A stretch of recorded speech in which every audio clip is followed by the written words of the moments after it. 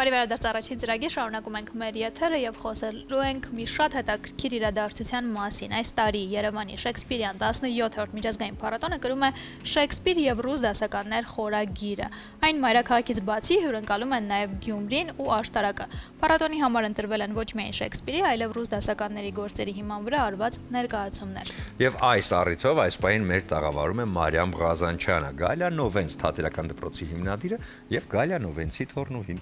Բարի առավոտ։ Ոնց ենք։ Լավ դուք։ Լավ։ Մենք հրաշալի իրադարձություն ունենք, հա, Շեքսպիրյան 17-րդ փառատոնը, այս շրջանակներում կա հետաքրքիր գործ։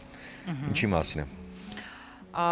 Դե խոսքը վերաբերվում է Նովենց դպրոցին, ներկայանում ենք Շեքսպիրի փոթորիկ պիեսով, այդպես ստացվեց։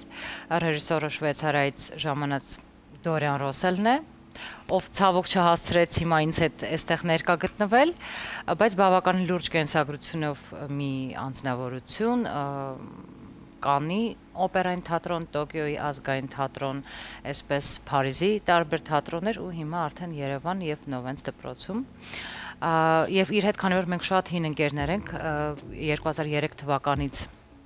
շատ մտերիմ ընկերներ ենք, այսպես մի օր խոսքի մեջ ասեցի, իսկ ինչ կլինի, եթե ինչ-որ այսպես լաբորատորիա, մենք ունենք ռեժիսորական կուրս, ովքեր պրոֆեսիոնալ կրթություն են ստանում պետական ծրագրով,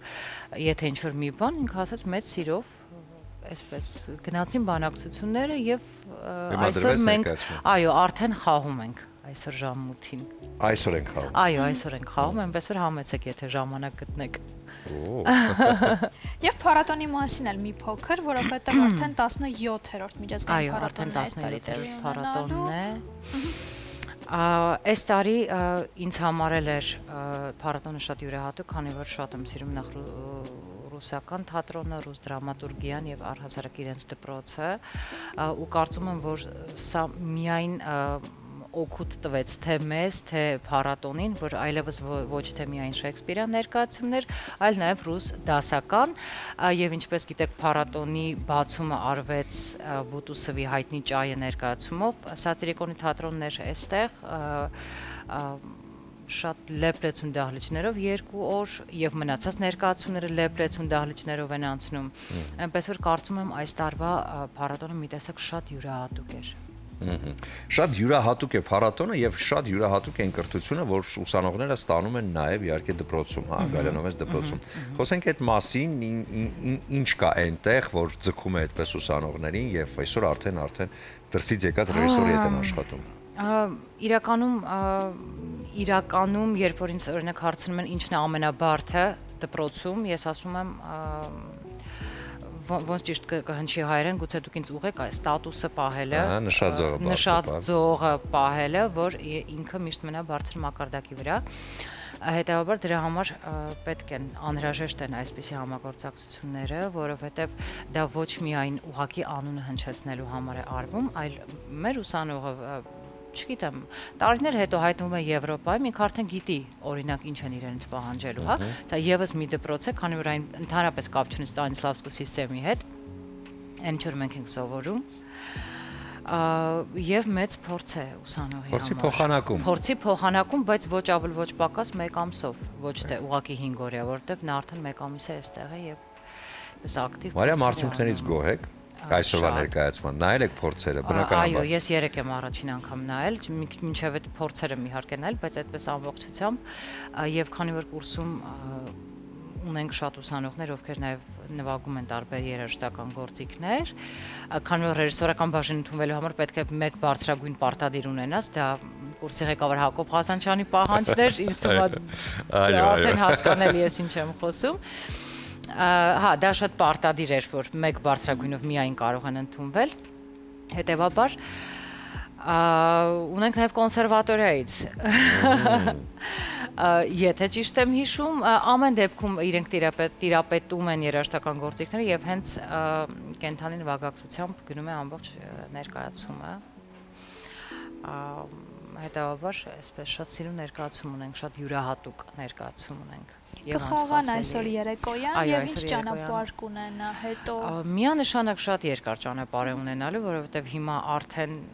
մի քանի բան կա, որ պլաններում են կամ որ հաստատվել են մի քանի փառատոներ եւ ընթացքում են որ կհաստատվեն։ Այնպես որ ես էլ իմ կողմից ամեն ինչ պետք է անեմ, որ սա դառնա ավանդույթ միջազգային համագործակցությունները եւ ոչ թե ուղղակի վարպետաց դաս, այլ կոնկրետ լուրջ համագործակցություն։ Լինելով իհարկե ուսանող թատերական ինստիտուտում, ես գիտեմ թե ինչքան կարևոր է, հա, որ գալիս են հյուրեր դրսից, մարդիկ ովքեր ուրիշ ձև են մտածում, անսովոր ձև են մտածում ես համար եւ անցկացնում են այս դասերը եւ դու իհարկե նրանցից շատ բան ես վերցնում, որովհետեւ արվեստի ճանապարհը եւ դա շատ ընդլայնված է, այնպես որ սա շատ կարևոր experience է երեխաների համար, ուսանողների։ Շատ։ Դե մաղթում ենք հաջողություն։ Այսօր, ինչպես ասում են մեր մասնագիտական լեզվով, նիպուխը նիպիրա, իրենց լավ ներկայացում եւ իհարկե նման փորձերը թող շատ լինեն, սա շատ կարեւոր է, իսկ մաղթում ենք, որ ներկայացումը նաեւ Հայաստանի սահմաններից դուրս գա եւ այնտեղ արդեն հանդիսատեսը տեսնի։ Եվ դա նույնպես կա պլաններում միանշանակ, այսինքն եւ Հայաստանի տարբեր մարզերում, քաղաքներում, նաեւ Հայաստանից դուրս, այնպես որ դեռ քարտեզը գծում ենք։